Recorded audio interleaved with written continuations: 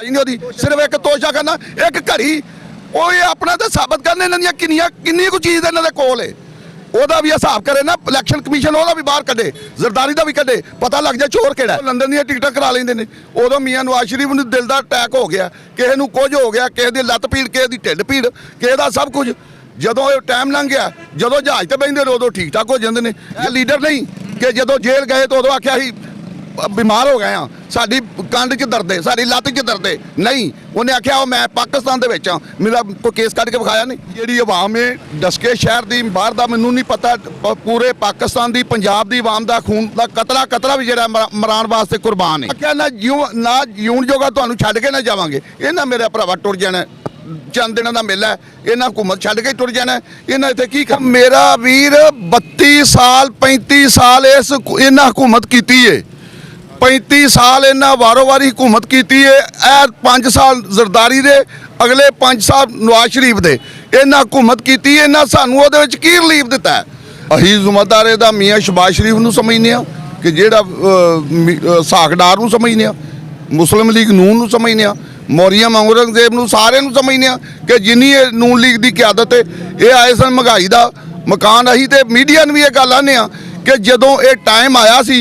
ये सारे ही उदों महंगाई का रोना रोंदे सन हुण भी अही भी जदों टीवी ते वेखने कोई बंदा महंगाई का रोना ही नहीं रो रहा गरीब किस तरह फिस रहा किस तरह दल रहा लोग आटे तो लोग चीनी तो लोग खाण तो मजबूर ने लोग तो दिल करदा खुदकशी कर लईए इस हुकूमत पीटीएम हुकूमत का बयानिया है वे एक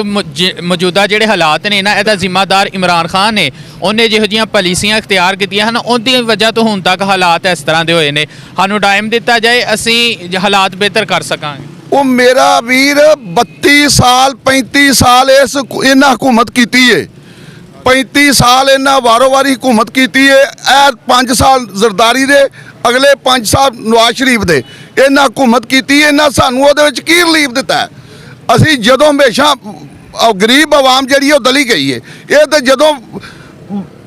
शुरू होंदे ने जदों दिल करदा फसल का चारा करते हैं उदों लंदन दी टिकटां करा लेंदे ने उदों मियाँ नवाज शरीफ नूं दिल का अटैक हो गया किसी नूं कुछ हो गया किसी दी लत्त पीड़ किसी दी ढिੱਡ पीड़ किसी दा सब कुछ ਜਦੋਂ ਇਹ ਟਾਈਮ ਲੰਘ ਗਿਆ ਜਦੋਂ ਜਹਾਜ਼ ਤੇ ਬੈਠਦੇ ਨੇ ਉਦੋਂ ਠੀਕ ਠਾਕ ਹੋ ਜਾਂਦੇ ਨੇ ਜਦੋਂ ਲੰਡਨ ਨੂੰ ਟੁਰ ਜਾਂਦੇ ਨੇ ਸਿੱਧਾ ਜਾ ਕੇ ਕੋਲ ਸ਼ਰਲੇ ਡਾਂਦੇ ਨੇ ਤੇ ਅਸੀਂ ਗਰੀਬ ਇੱਥੇ ਰੁਲਦੇ ਫਿਰਨੇ ਆ ਸਾਡੀ ਤੋਂ ਕੋਈ ਸੁਣਦਾ ਹੀ ਕੋਈ ਨਹੀਂ ਅੱਛਾ ਤੁਹਾਡੇ ਇਸ ਹਲਕੇ ਦੇ ਅੰਦਰ ਹੁਣ ਇਲੈਕਸ਼ਨ ਵੀ ਹੋਣੇ ਨੇ ਸੂਬਾਈ ਅਸੈਂਬਲੀ ਦੀ ਸੀਟ ਤੇ ਫਿਰ ਕਿਹਨੂੰ ਸਪੋਰਟ ਕਰੋਗੇ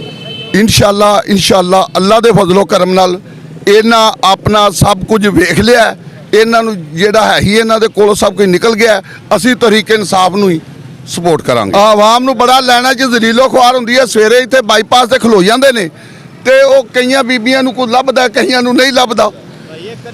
ਇਸ ਤਰ੍ਹਾਂ ਇਹਨਾਂ ਆਖਿਆ ਨਾ ਜੀਉਣ ਜੋਗਾ ਤੁਹਾਨੂੰ ਛੱਡ ਕੇ ਨਾ ਜਾਵਾਂਗੇ ਇਹਨਾਂ ਮੇਰੇ ਭਰਾਵਾ ਟੁਰ ਜਾਣਾ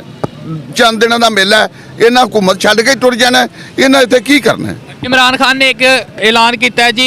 जेल बड़ो तहरीक जिहड़ी है ना ਉਹਦਾ मैं आगाज़ करां लगा ਤੇ ਤੁਹਾਨੂੰ ਲੱਗਦਾ ਹੈ ਕਿ ਅਗਰ ਉਹ ਐਲਾਨ ਕਰਦੇ ਨੇ ਤੇ ਆਵਾਮ ਗ੍ਰਿਫਤਾਰੀਆਂ ਦੇਣਗੀਆਂ ਇਹ ਜਿਹੜੀ ਆਵਾਮ ਹੈ ਡਸਕੇ ਸ਼ਹਿਰ ਦੀ ਬਾਹਰ ਦਾ ਮੈਨੂੰ ਨਹੀਂ ਪਤਾ